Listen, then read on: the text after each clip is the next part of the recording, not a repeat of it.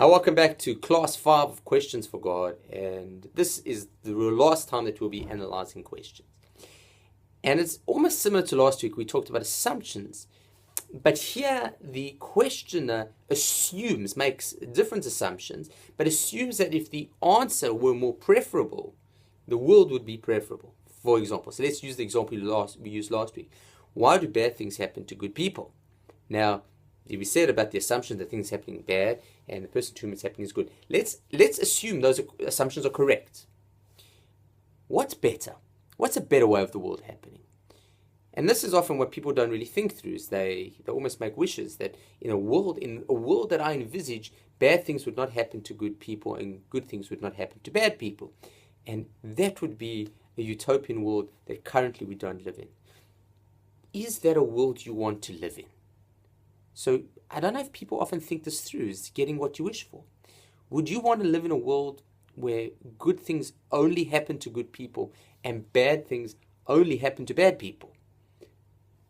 How would that impact your daily life?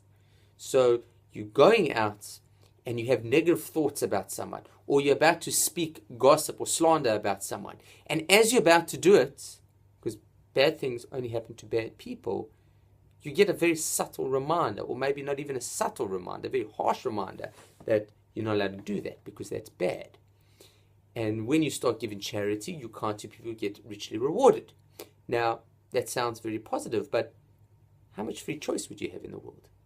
How much ability would you be able to live your life? You're about to bite into a delicious non-kosher burger, and just as you do, lightning comes and strikes you down. And you say, I don't know if I want to live in a world that every time I contemplate or do something which is slightly out of whack, that there's going to be this police state, big brother, looking down over me, ensuring that I stay to the straight and narrow.